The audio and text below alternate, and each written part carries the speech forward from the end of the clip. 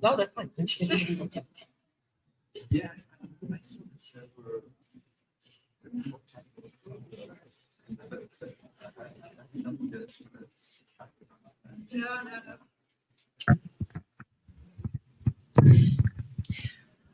Boa tarde, boas-vindas novamente para metade da nossa programação. É com muita... I think I can do the introducing in Portuguese, you will be able to follow. So, é com muita alegria que nós temos a nossa sessão plenária com o professor Dietmar HEIDEMANN, professor da Universidade de Luxemburgo e presidente da Kant-Gesellschaft. O professor Dietmar HEIDEMANN trabalhou com inúmeros tópicos na filosofia de Kant, em particular realismo e idealismo. Sua tese de doutorado tem trabalhado em temas como consciência, discursividade e representações em Kant, entre vários outros temas. Foi professor formador de professores nossos aqui, mas é a primeira vez dele no Brasil, então agradeço muito a presença e muito obrigada por estar aqui conosco, é uma alegria. I think you have to press them a little bit.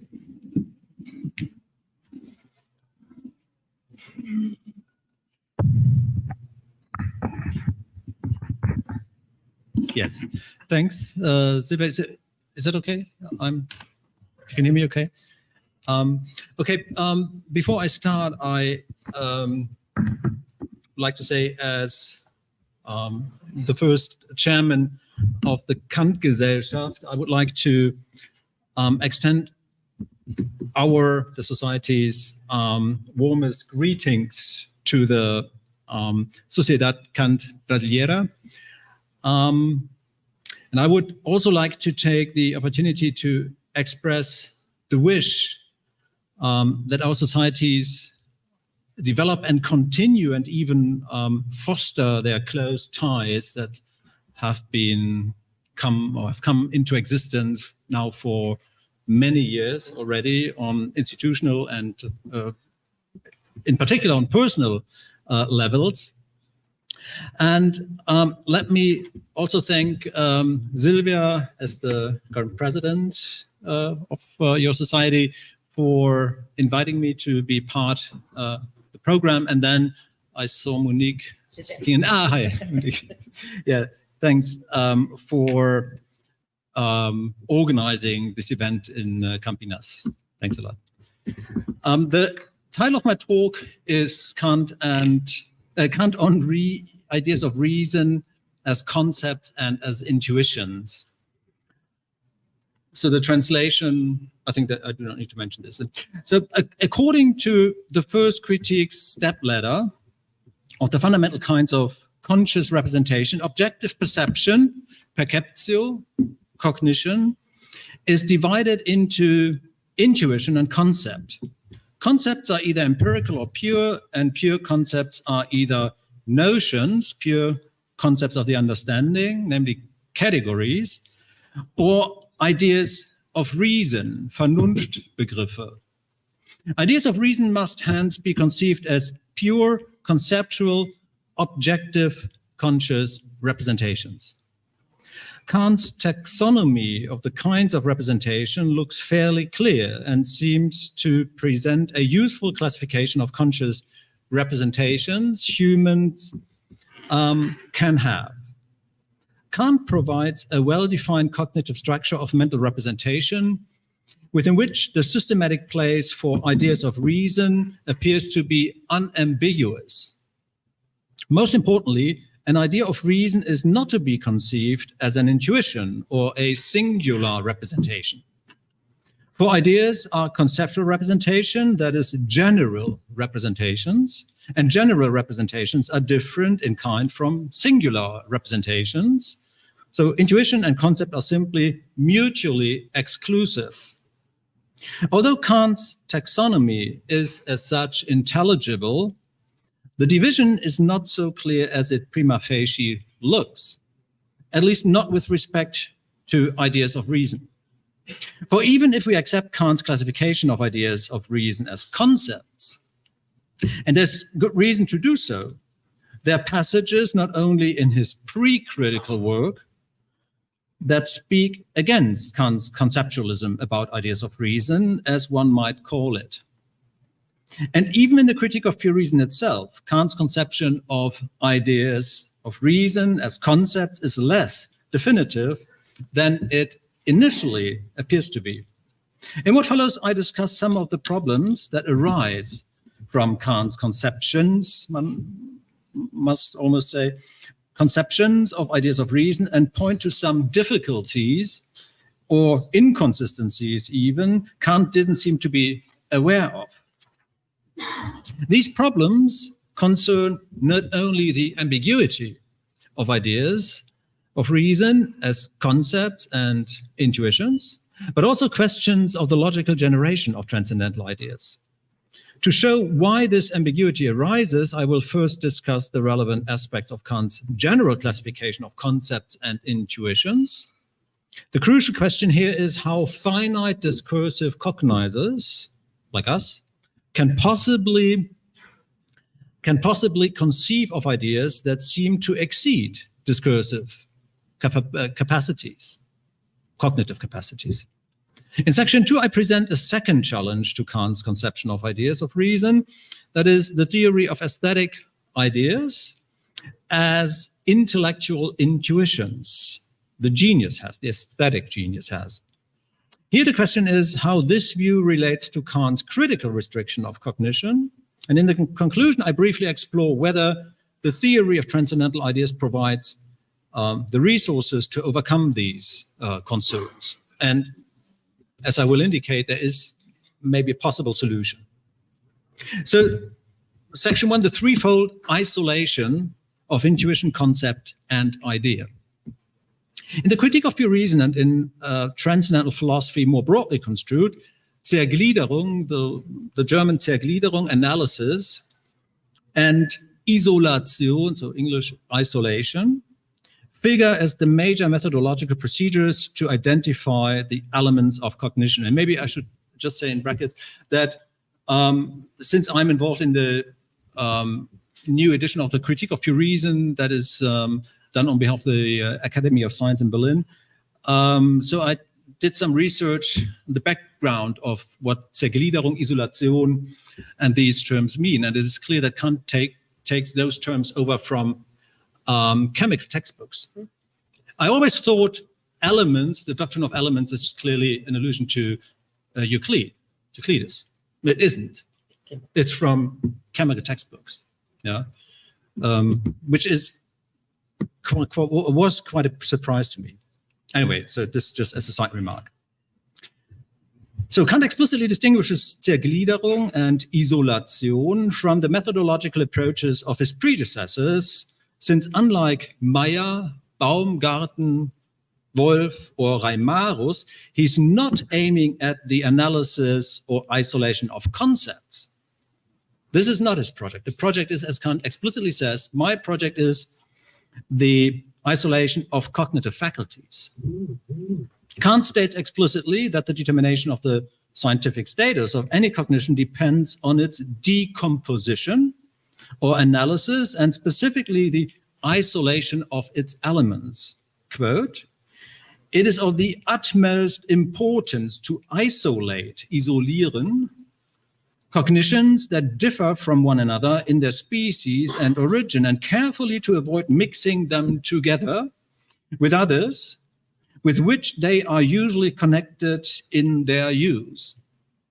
What chemists," and here we go, "what chemists do in analyzing materials, what mathematicians do in their pure theory of magnitude, the philosopher is even more obliged to do, so that he can securely determine the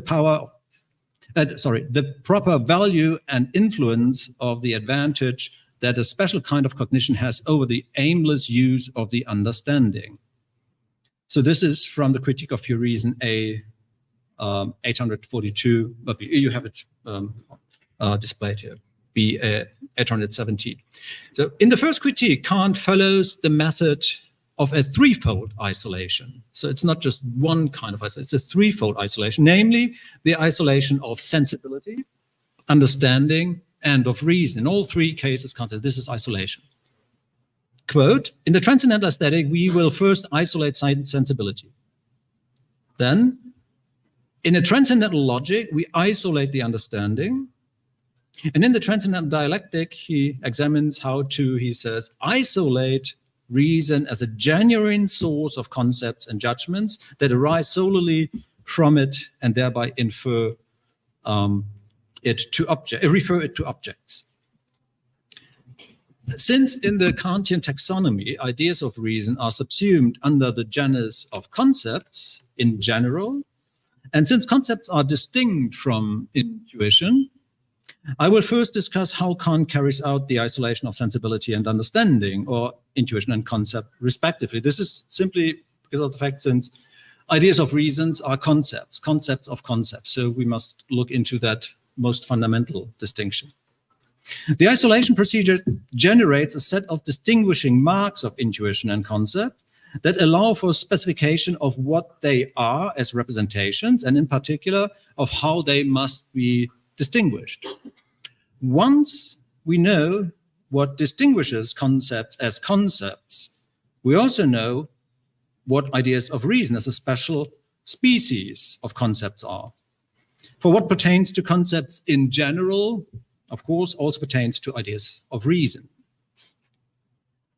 At the outset of the transcendental aesthetic, Kant says that we will, quote, first isolate sensibility by separating off everything that the understanding thinks through its concept, so that nothing but empirical intuition remains, end quote. In correspondence to this, he explains in the introduction to the transcendental logic that here, quote, we isolate the understanding as we did above with sensibility in the transcendental aesthetic, and elevate from our cognition merely the part of our thought that has its origin solely in the understanding.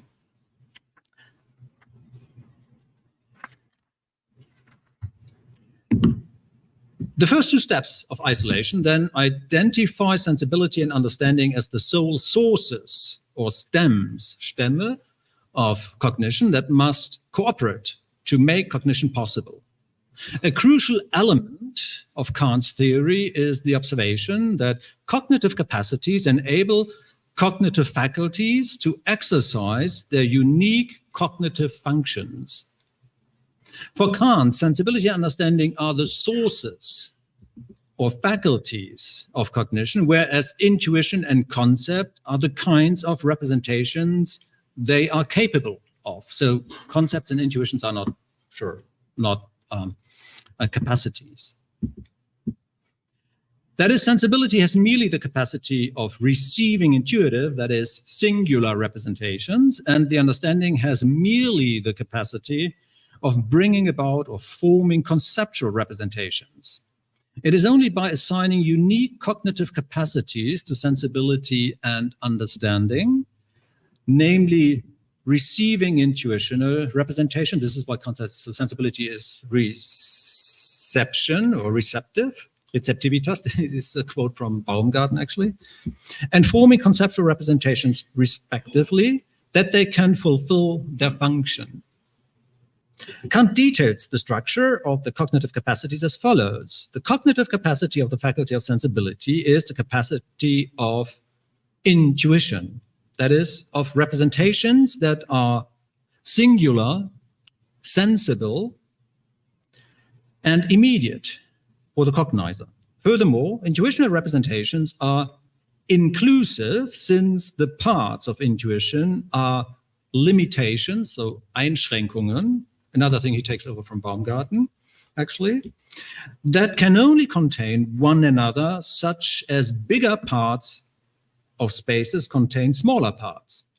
And they are coordinate, since parts of intuition can only coexist rather than being logically ordered. So what Kant simply means is, so the distinguishing mark of intuition is simply that things are in things. Yeah? This space is a limitation of space, and this space here is a limitation or is part, yeah, of this building is part of the campus is part of the city is part of, and so on. Yeah, this is fundamentally different from conceptual representing. And so this is, I think, Kant's strongest argument. So these features that Kant attributes to intuition and concept are irreducible and mutually exclusive, such that sensibility does not have the capacity to represent concepts, and the understanding does not have the capacity to represent intuitions.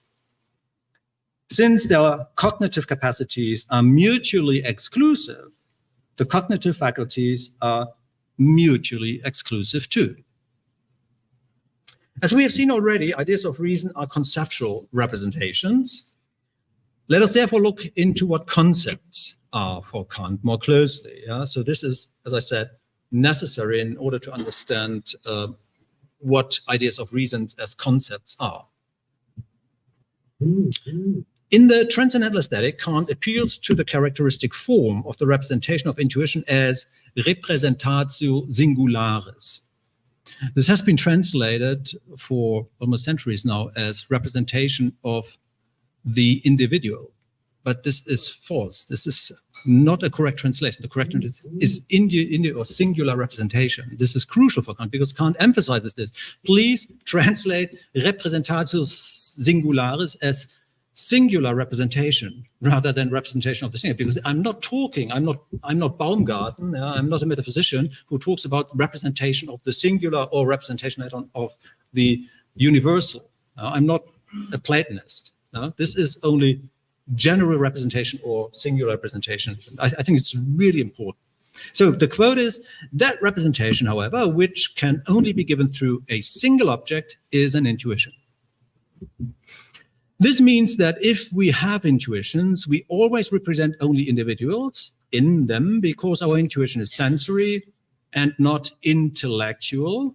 So we represent this table, this, I don't know, shade, this blue shade, exactly this one, or this determinate stretch of road.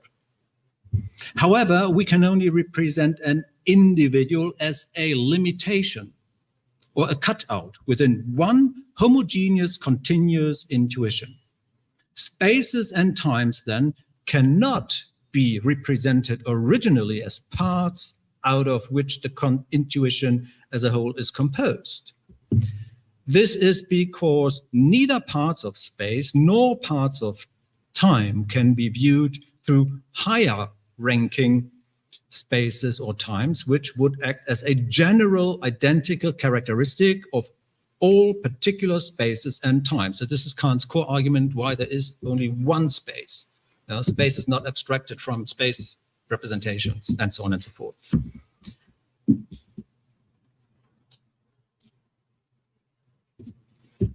So spaces and times then cannot be represented originally as parts out of which the intuition as a whole is composed. This is because neither parts of space nor parts of time can be viewed through higher, as I said, sorry. Yeah, so this is why the objects of sensory intuition are given to us immediately through affection as individual, so singular objects, rather than as mediated through a higher representation.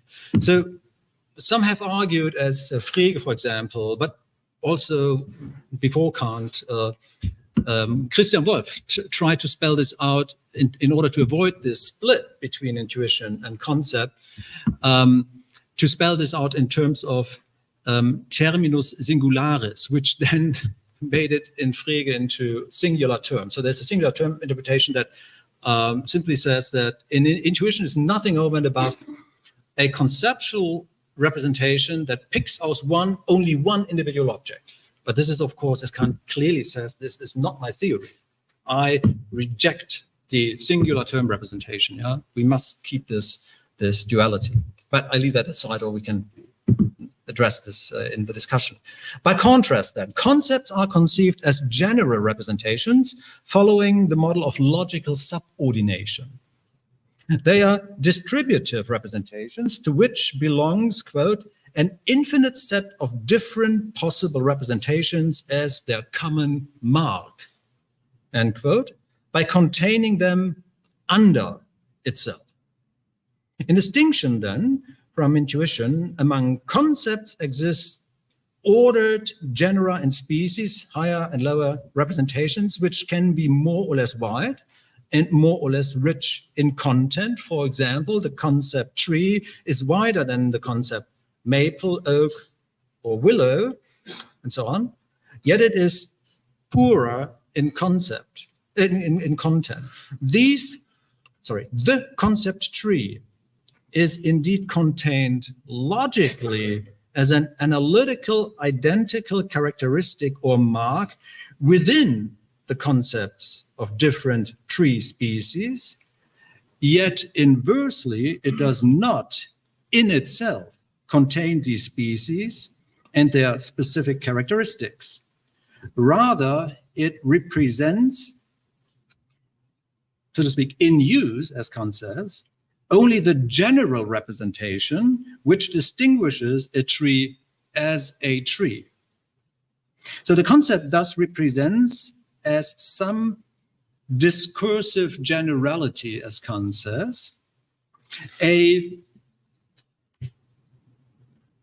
complexion or cluster even of higher and lower partial representations, and according to Kant, represents no concrete objects itself.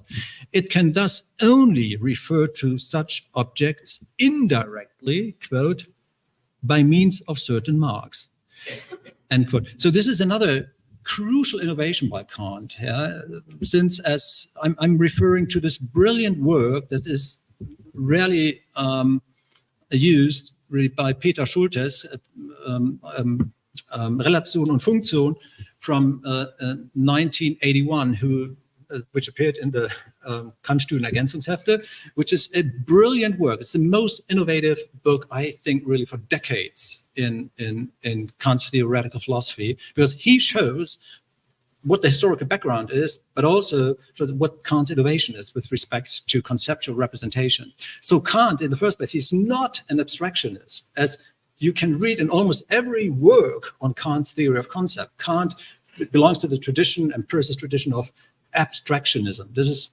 clearly not the case. Kant says it himself. No, I'm not an abstractionist. Because concepts are not abstracted, there's only an abstract use of concepts, and so on and so forth. So this, I could go into more detail, but this is not necessary now, but it's really something to keep in mind to really value Kant's innovation here with respect to this point. So in correspondence to the transcendental aesthetic, Kant considers the procedure of determining the distinguishing marks of concepts in the transcendental logic as the isolation, as I said, of concept. Compared to the isolation of intuition in the transcendental aesthetic, the isolation of our conceptual faculty in the transcendental logic is far more complex. Kant refers to the characteristic through which the concept is essentially differentiated from intuition via its formal constitution as a function. And this is another thing that Schulte showed. This is clearly a mathematical function. Kant's work takes up Leibniz's mathematical function here. Okay. Just as intuition works by means of receptivity and affection to give objects of cognition, the concept is based on spontaneity and functions. The operative idea behind the concept of a function indicates the form of representation, which is particular to the concept. A discursive concept refers to objects which it represents only mediately, as already mentioned, because as a distributive complex of marks or partial representations, such as that which constitutes the concept tree, it represents only, if you like, generalities, general representations. If then, through a concept, many representations are brought together into one common representation, then an operation of ordering must, so Kant postulates, occur where different representations are brought under a single representation. For example, the logical ordering of many types of trees, such as maple, oak, willow, and so on, under the concept tree. This is what the function does. This fundamental operation is expressed by the concept of function as, quote, the unity of the action of ordering different representations under a common one, end quote. So the ordering of many specific representations of existing natural objects under the concept tree.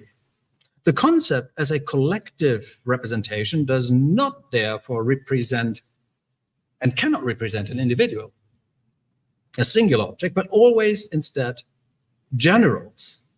And this pertains structurally to all concept, that is also to ideas of reason, because ideas of reason are concepts of concepts. According to Kant's conception, it is thus not possible for a discursive concept as an abstract ordering function to refer to objects immediately. We can never, ever refer to objects directly via conceptual representations. That's the message. Which was different, as we know, in Leibniz and many Leibnizian philosophers. This is because each concept, standing in principle an infinite hierarchy, can only ever contain under itself further concepts. The concept as representatio universalis turns out then to be a fundamentally different way of representing than the intuition as representatio singularis. Having isolated intuition in the transcendental aesthetic and concept in the transcendental logic, Kant in the transcendental dialectic sets out to isolate reason as a third, quote, genuine source of concepts and judgments that arise solely from it and thereby refer to its objects. So this is, end quote, this is the aim, yeah? And the open question, does he succeed? He succeeded with respect to intuition, he succeeded with respect to concept, but the big question is, will he be successful with respect to ideas of reason in the transcendental dialectic? On the face of it, reason seems to be an independent additional source of cognition because it is the faculty of principles and, more specifically, the faculty of syllogistic reasoning. In fact, reason is not, as we will see, as you all know, not capable to generate concepts, namely ideas, that could possibly count as cognition, so objective cognition, since as the faculty of syllogistic inference, reason does not deal with intuition and is therefore not informative about the world. As Kant emphasizes multiple times, ideas of reason cannot have corresponding objects in intuition. Now, it is true that according to Kant, ideas of reason are the products of a complex syllogistic mechanism that in the end leads to a hypostasizing with the result of soul, world, God as the principal transcendental ideas of reason. Syllogistic reason concerns, however, only the formal way of how these ideas evolve as representations of a, as Kant says, maximum or the totality of conditions to a given conditioned thing. End quote. It does not explain ideas of reason as transcendental concepts. For what is relevant here is the real rather than the logical use of reason, that is, reason as the faculty that generates transcendental concepts, concepts that refer to the world a priori. The analogy that Kant draws now is striking. Quote, we can expect both that the logical concept will put in our hands the key to the transcendental one, and that the table of functions of the former will give us the family tree of the concepts of reason. End quote. This claim is crucial. To understand what ideas of reason are as transcendental rather than logical concepts, we must obviously turn back to the table of the logical functions. The expectation is that the explanation of the categories as logical functions conceived as determinations of intuition. This is Kant's canonical definition of what categories are. They are logical functions conceived as determinations of intuition.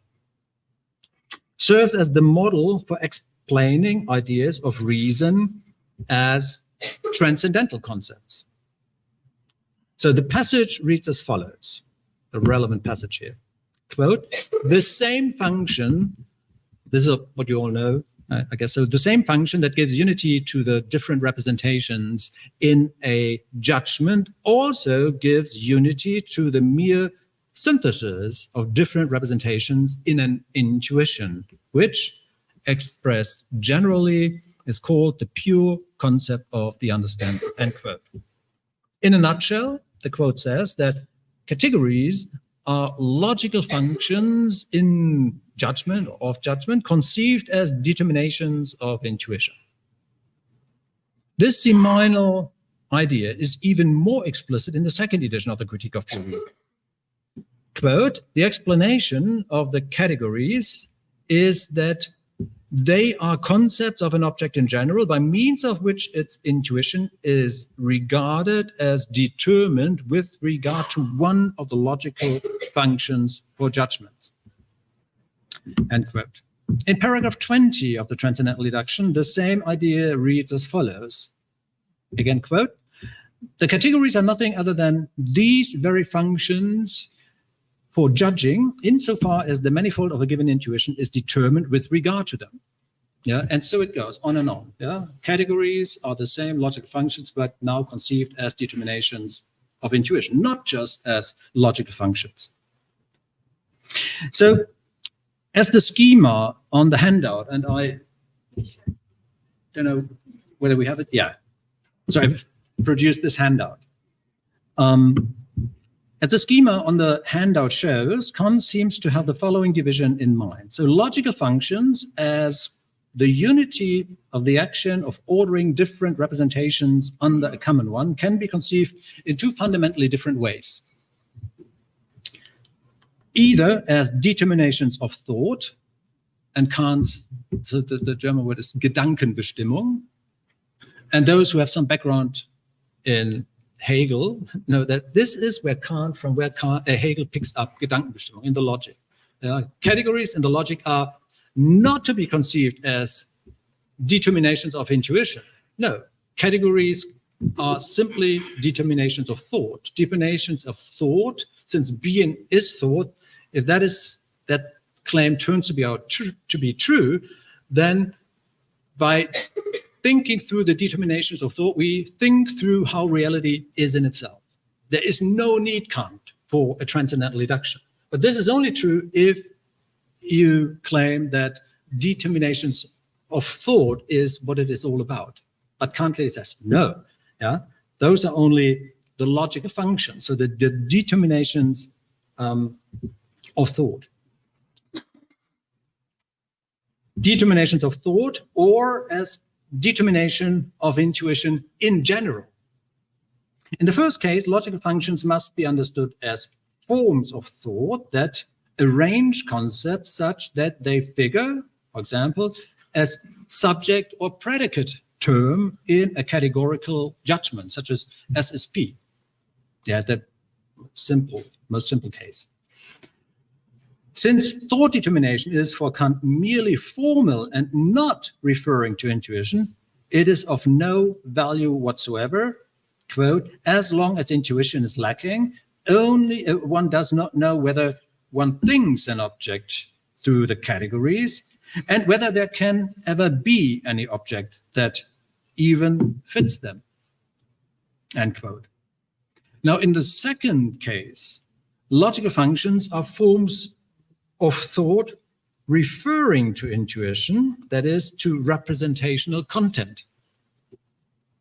It is here that they operate as categories in that, quote, the manifold of given intuition is determined with regard to them, end quote. Now, since categories do not analytically, and this is, of course, the most fundamental point about the deduction, does not analytically implicate the specific kind of intuition they can refer to, two principal possibilities must be distinguished. They can either refer to non-sensible intuition, that is a kind of intuition humans don't have, or they refer to exactly the kind of intuition we have, that is sensible intuition in space and time, as deduced in the transcendental deduction. Yeah, this is, the schema Kant works with in the B deduction. Yeah, so that would be nice if categories as the logical forms of judgment conceived as determinations of intuition would analytically include, so to speak, imply the kind of intuition we have. Yeah, but that's obviously not true, since we are capable of, and God exists. Yeah, these kinds of metaphysical claims, they are not nonsensical, they are not contradictory.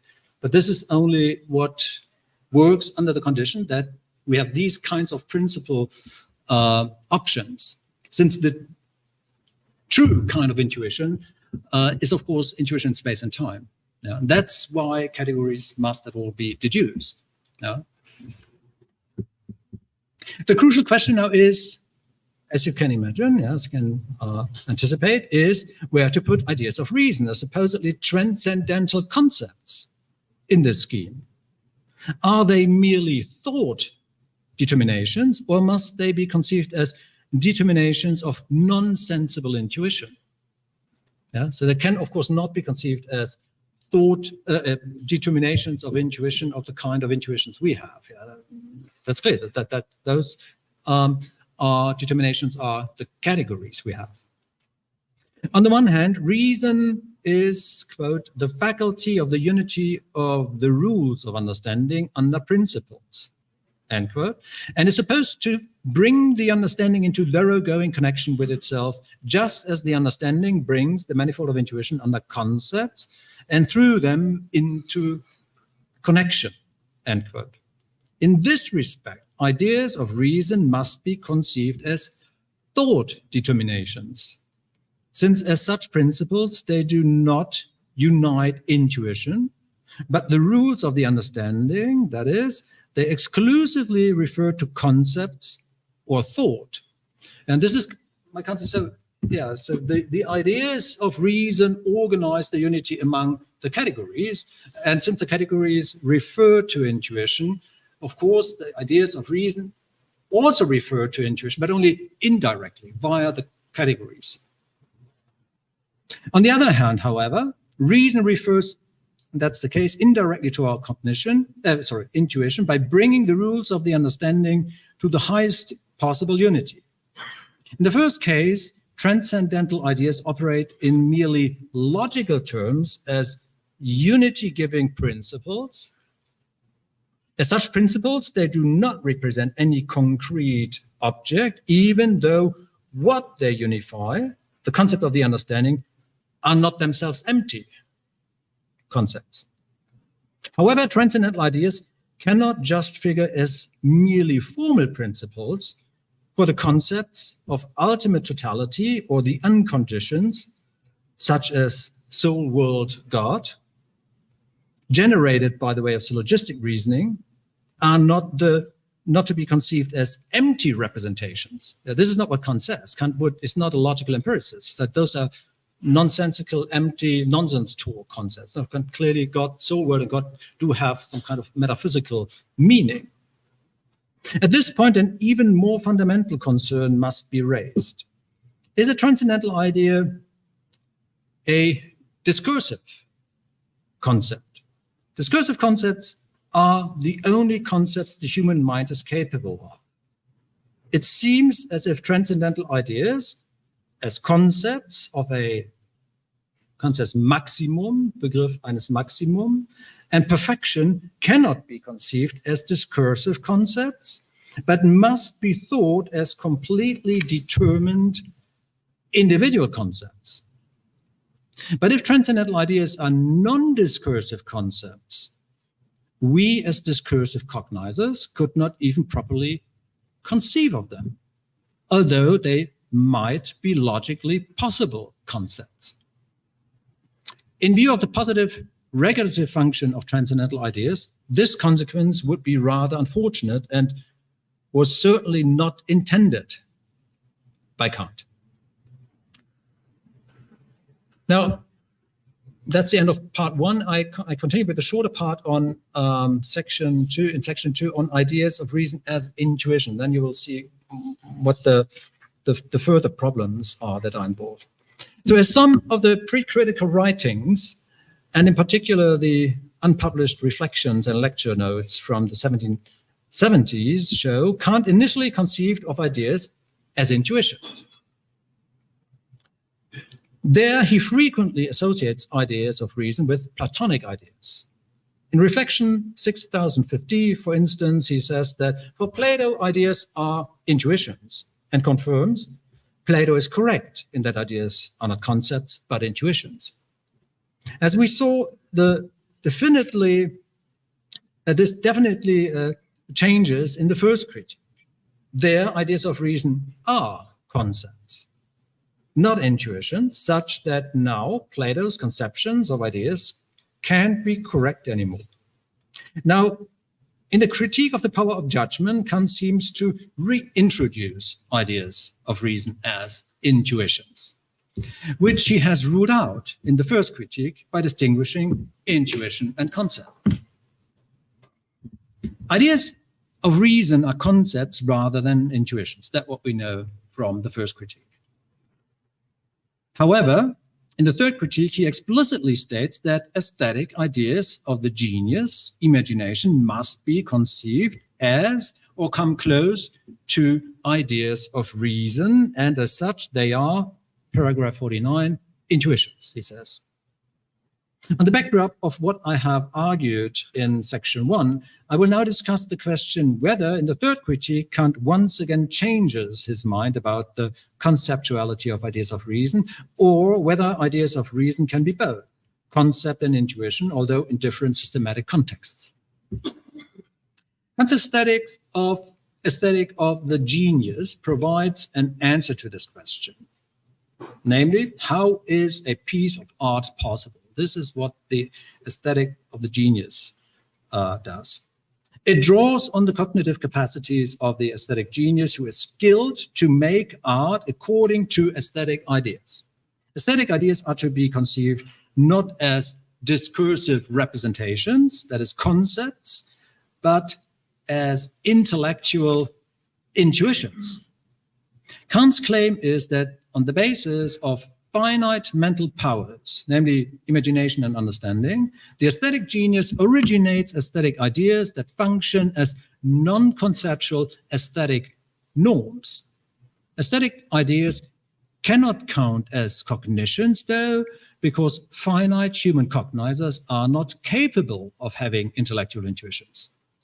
But the artwork in its exemplary aesthetic singularity figures as the representative of a non-conceptual aesthetic idea the genius has.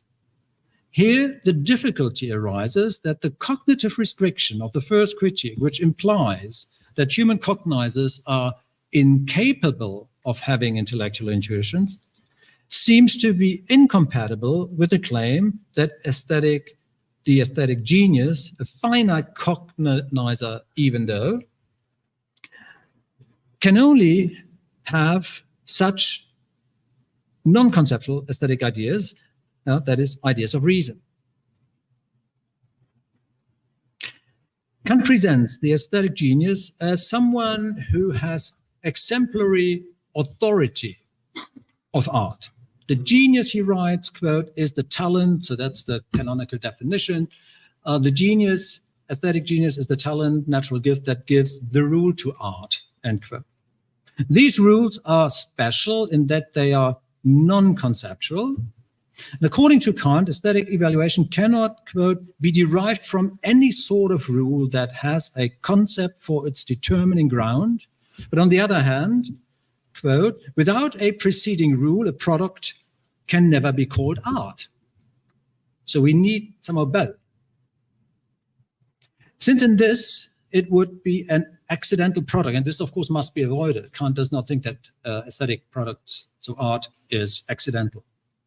For Kant, it is the aesthetic of the genius that makes it possible to explain how beautiful art is in accordance with rules while not being determined through discursive concepts.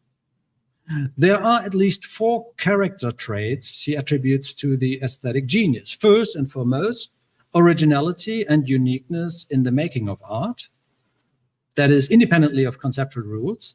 Secondly, exemplariness, since her products are aesthetic models. Thirdly, cognitive non-transparency of her own making of art and incapacity to communicate the corresponding aesthetic precepts. And fourthly, the normative capacity concerning beautiful art alone.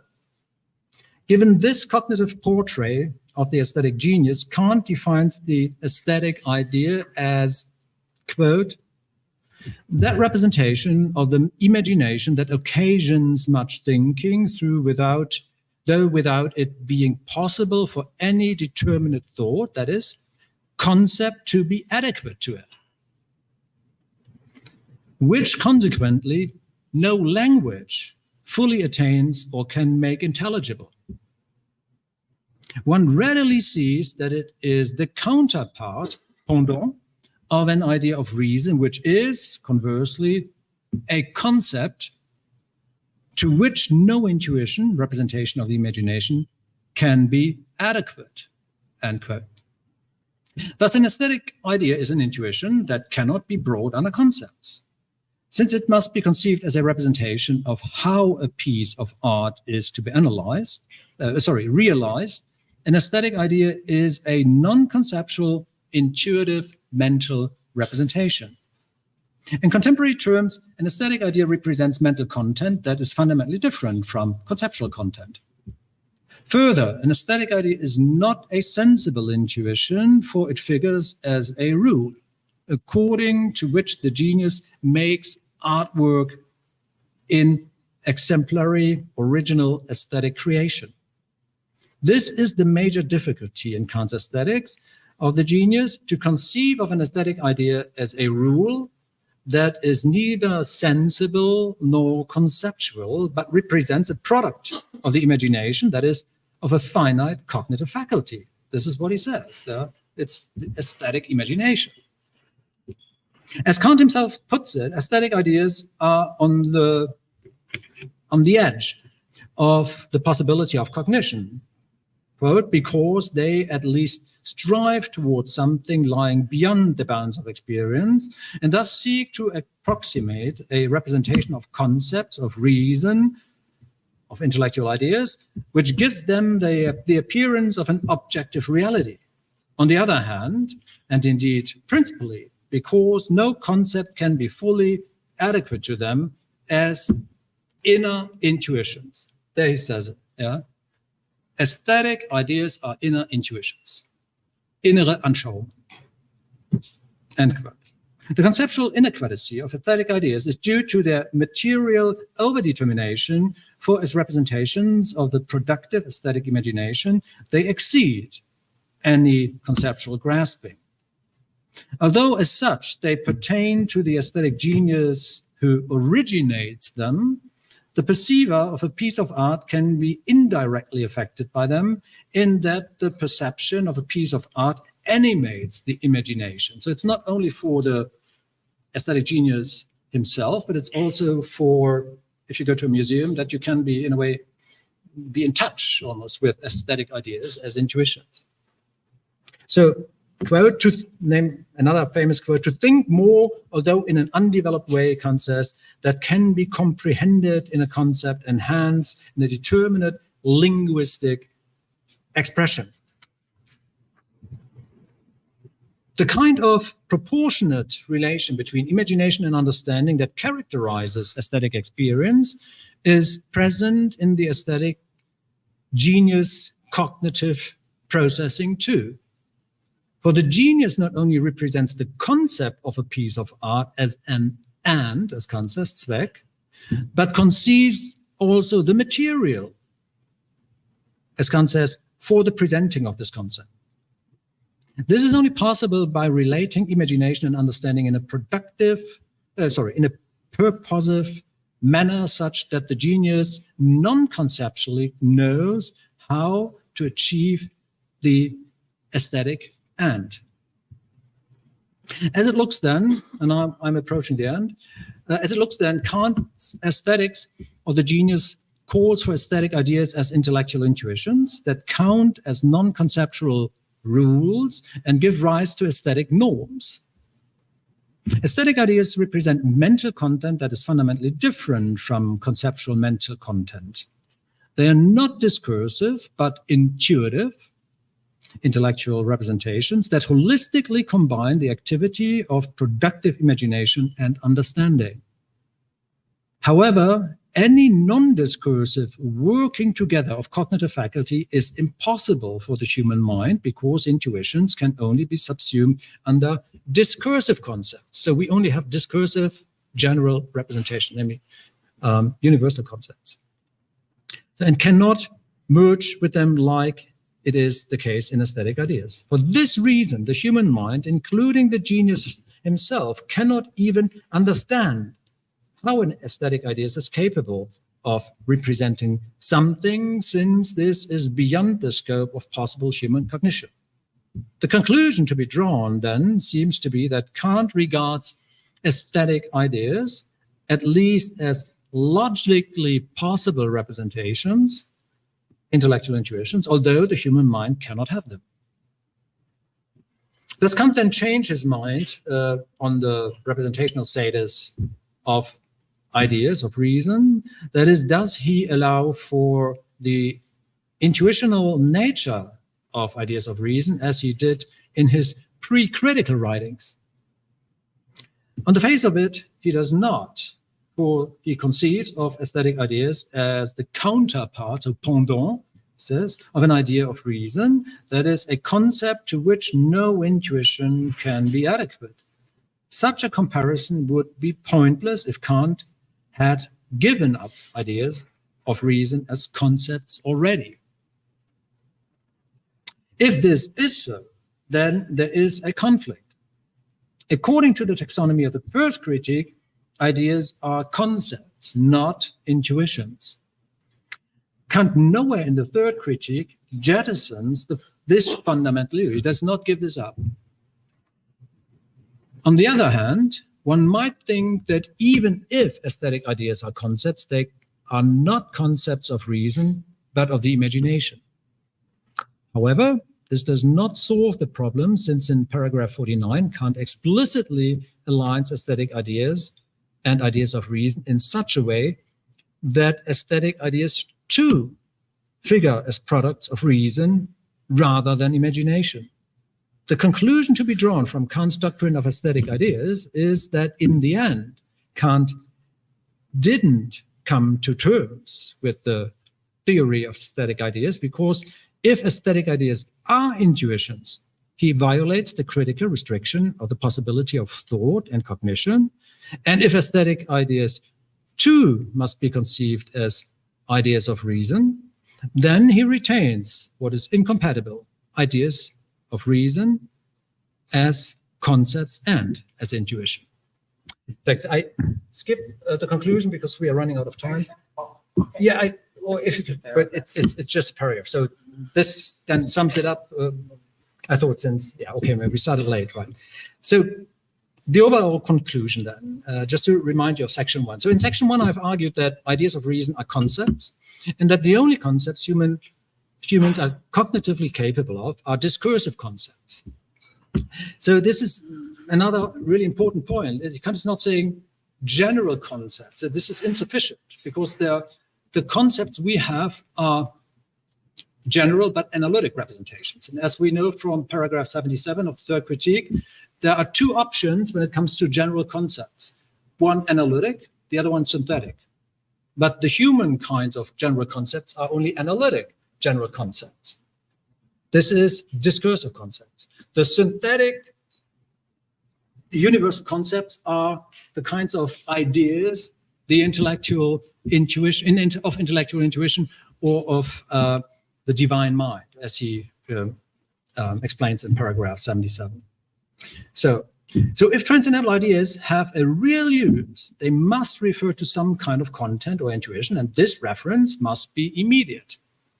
Now, ideas are not categories, and they are not referring to human intuition. Therefore, they seem to be determinations of thought. But then they could not be transcendental objects. In section 2, I have tried to demonstrate that aesthetic ideas are ideas, and as such, they must be conceived as concepts.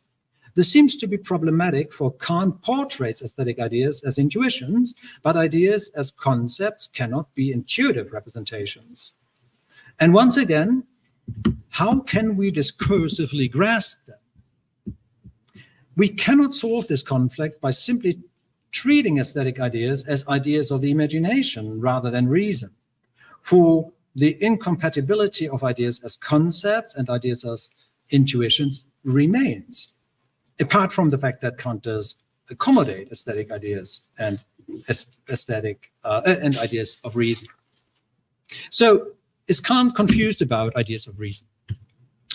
Or can we somehow simply play these tensions down as minor conceptual inconsistencies? One response to this question could be to point to a historical fact, or rather hypothesis.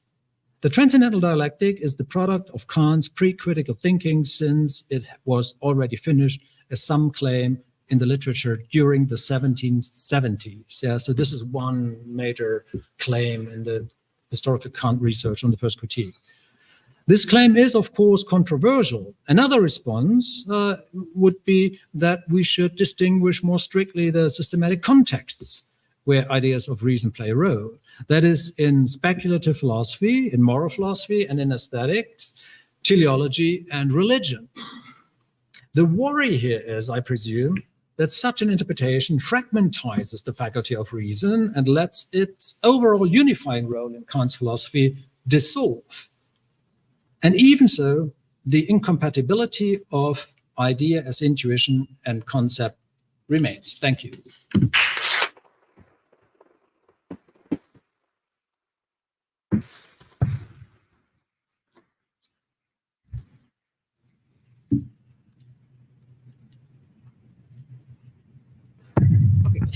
Thank you very much for this great talk. And well, it took a bit long, but it's nice that you paused. I think it helped everyone to follow. So we have a really short time. I'll keep my questions because we can talk further later because we are short on time. But we have some time for questions. We started a little bit late. So Patricia, Isabel. Okay, so perhaps we make a short round of 3 questions, and then if we have time, and I'll appreciate if you keep short. Okay, thank you. Thank you very much for your interesting presentation, for interesting talk. I have a little, I would like to push more your interpretation about the text of paragraph 49 of the third critique, because I have a different interpretation from you. When Kant says, when he makes the difference between aesthetic idea and idea of reason, he says that aesthetic ideas is a kind of representation that there is, yes, there is a kind of representation where no concept is adequate to intuition.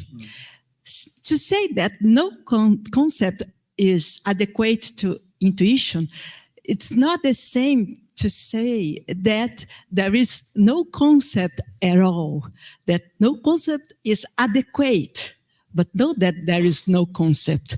I think that Kant in this test is clearly conceptualist. It's not, the aesthetic idea is not intuition. It's a kind of representation where there is no concept adequate to intuition. And the counterpart of aesthetic idea, the idea of reason, is the contrary. There is a kind of representation where no intuition is adequate to a concept. It's not the same to say that there is no intuition at all, because we can make this kind of symbolic schematism and to relate. We can't make the relation between this kind of a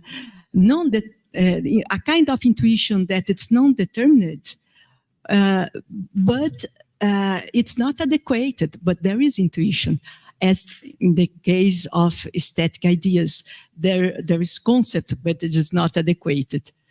It's a kind of difference between our interpretation of the same text. Sure. I would like to know your position about my interpretation. So. You want to? Sure. Shall I? Okay. Wait. Okay. I didn't mention, I suppose you can make questions in English, German, French, and then if in Portuguese I can translate. Eu não vou traduzir tudo em função do tempo, tá? Então vai ficar, cada um acompanha. Acho que em inglês a maioria acompanha. Falo já? Okay. Maybe I quickly answer.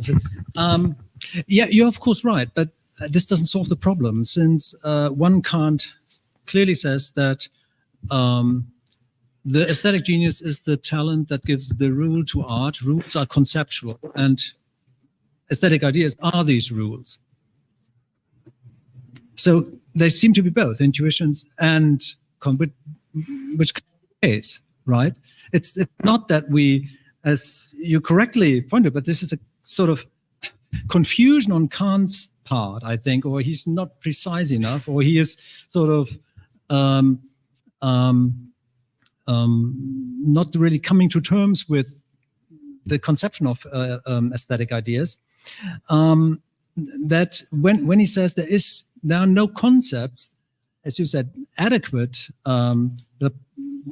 to aesthetic ideas, which does not mean that there are no concepts at all. But then in that case, we could, but if this is a claim, there might be concepts. So if it is possibly so, then you must explain us, Kant, what these concepts look like. And this is what you can, because the concepts we have are discursive concepts. You would need to use non-discursive thinking in order to explain to us what these kinds of representations are. You can't. Give us an example. Yeah, but he wouldn't.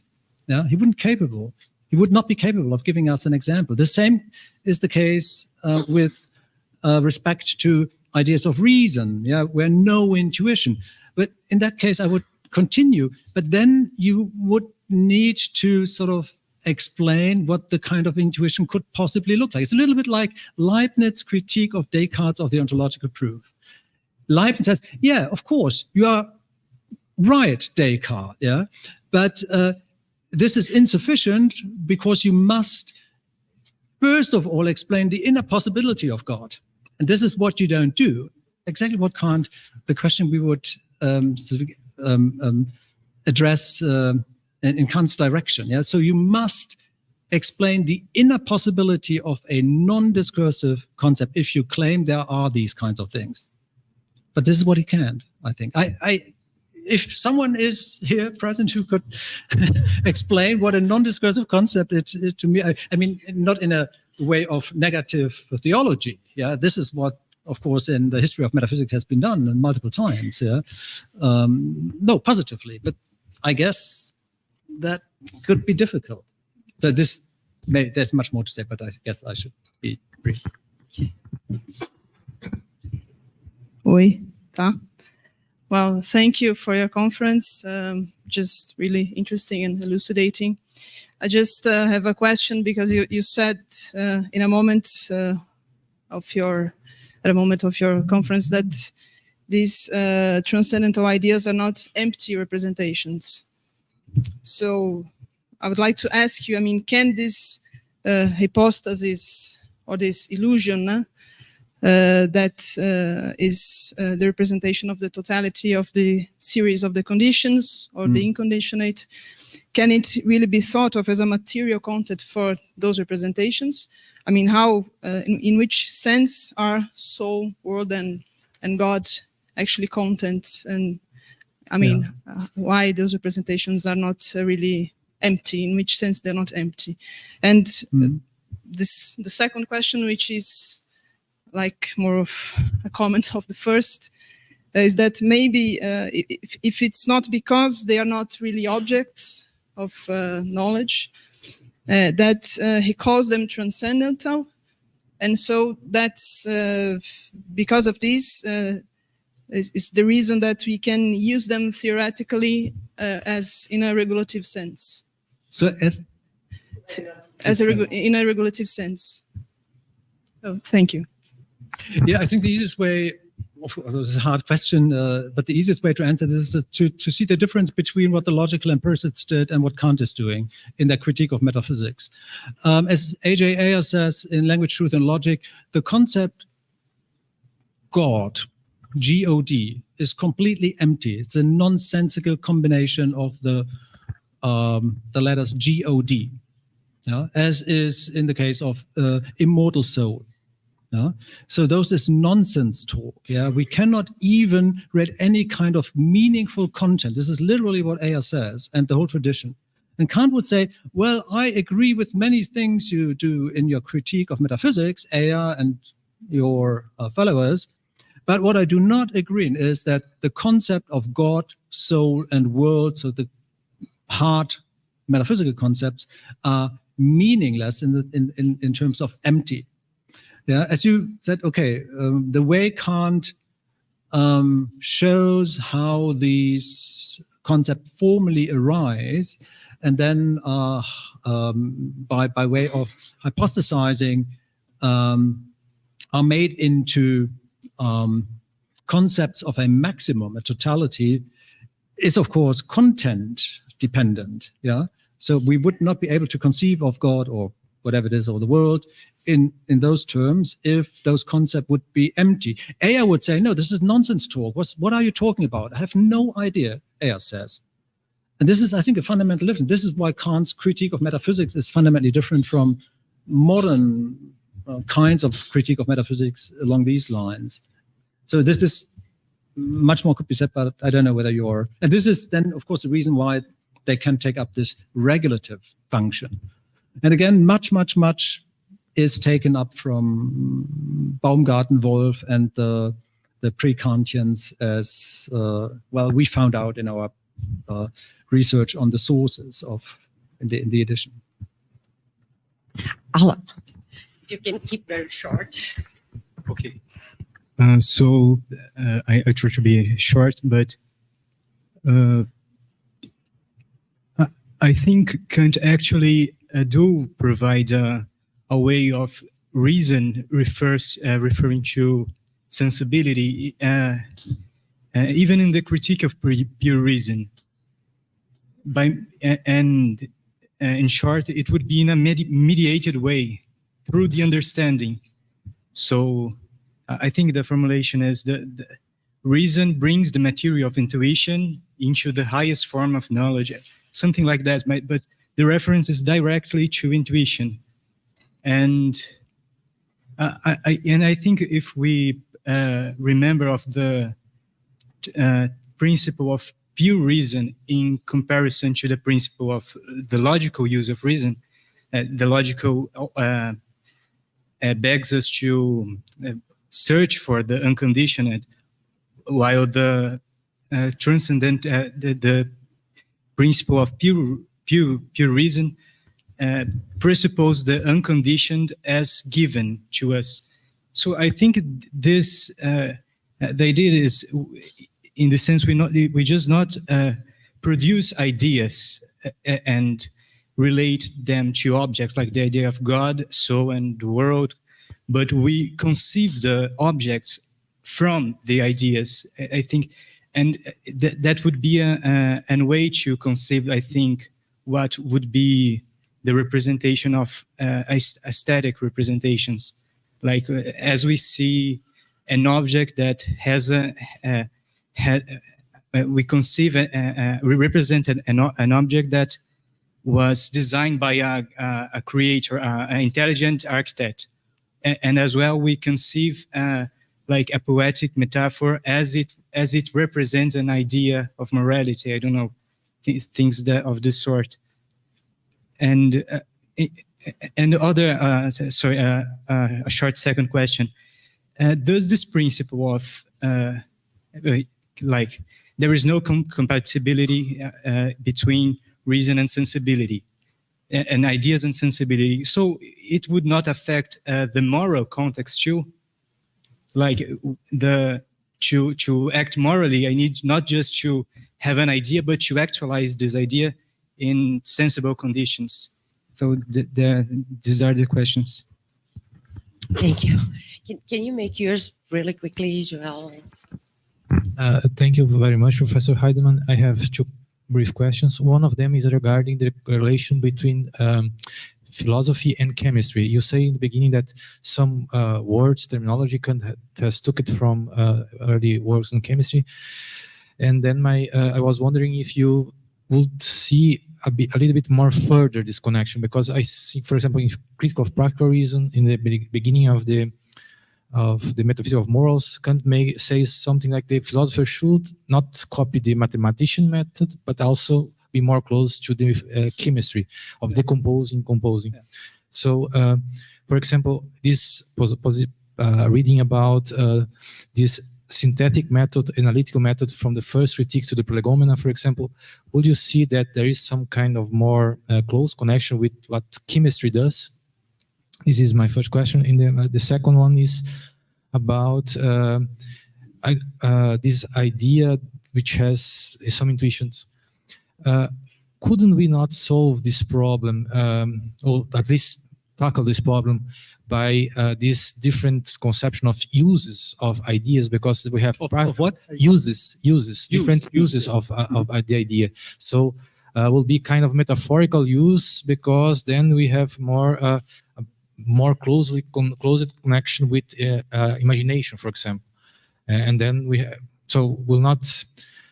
In aesthetic, we'll have a different use, which is more close with imagination, while with teleological or practical, the imagination is a little bit not in the middle of the point, for example. But, well, just thank you. Yeah, thanks for the question. Yeah, so the previous questions, I think really that, and I've quoted these passages that, yeah, Kant does not think that ideas of reason refer immediately to sensibility or intuition. This is clear because they are concepts. Concepts cannot immediately, so directly refer to their objects. Why not? Because they are general, and since they are general, they're clusters. So their intention is through marks as partial representations, and those are, of course, then general representations. So by using the concept term, or even the concept soul, I'm not referring to directly to, only via the marks that I'm using. And this also pertains to ideas of reason as concepts. And Kant says, yeah, well, they refer to sensibility, but only insofar as they unite the categories, yeah? So the unification that the understanding applies to sensibility or intuition is the same that that reason applies to the categories, yeah? And so only indirectly refers to intuition. I mean, this is what Kant says, yeah? So this is whether this is something we should accept exactly that way, that's another question. But I think Kant's idea is really, no, there is no direct reference to sensibility. The second question about morality, sure. In morality, morality is not about objective cognition. So morality is not about what is the case, but only what ought to be the case. And you could argue for, and I think there's something to it, that Kant is, of course, not a rationalist in theoretical philosophy, but there is a good deal of rationalism in practical philosophy. Yeah. So I agree, but it's not about, so sensibility, of course, does not come in when it comes to the fundamentals of moral philosophy. I wouldn't go so far as arguing that there is no sensibility in there in practical philosophy, but when it comes to the fundamentals, no. But it's not about objective cognition. I don't know. This is And the question on philosophy and chemistry. Yeah, so I mean, it is obvious that Kant develops increasingly an interest in the sciences, yeah, biology, chemistry in particular, in the 1770s and then in the 1780s. And the work he is using a lot is Erxlebens, Erxleben, Anfangsgründe der Chemie. And if you look into this work of Erxleben, today rather unknown, but at Kant times it was the standard textbook to be used in chemistry lectures. You find examples that Kant uses in the Critique of Pure Reason. All bodies are extended and these kinds of things. Yeah, it's not coming from Kant's mind. Kant is taking up, I don't know, today we would say probably it's plagiarized, but in Kant's time this was different. He doesn't mention the sources, but he clearly takes it from these sources. And there we find actually exactly that idea of analytic or synthetic method, yeah, in that context. And I mean, the history of analytic and synthetic method is much older, but it's clear that, I mean, this is sort of a suspicion that Kant takes it up, or that this has an impact, a strong impact on Kant's understanding of scientific methodology, not using the mathematical method, contra Wolf and others, yeah, but rather following the isolation method of the chemists, yeah, the Zergliederungsmethode, yeah, and even stronger, Scheidungsmethode. That's another classical methodological term they use, yeah, scheiden, Elemente scheiden. Uses of ideas, yeah, of course, but still the question is, when using ideas in different contexts, so the real use or the logical use, and the use of ideas by reason itself, and there are many more examples. Still, the question is, yeah, so what kinds of representations are you using there, Kant? Yeah, are those general representations, concepts? Ideas of reasons are concepts, so they must be general. Or are those ideas singular representations, but then they cannot be concepts? So there's clearly a distinction there in Kant between the different types of use, Gebrauch. But I feel that this does not really solve the underlying uncertainty, I should say, about whether those are singular representations or general representations. Yeah, I guess we should stop. Thank you. Thank you very much. And so we'll go straight to the second part. And then perhaps while Monique is not here, I was going to suggest that we already scheduled that we'll have that the coffee break will be really short, but perhaps we can catch up, not stay more than half an hour late.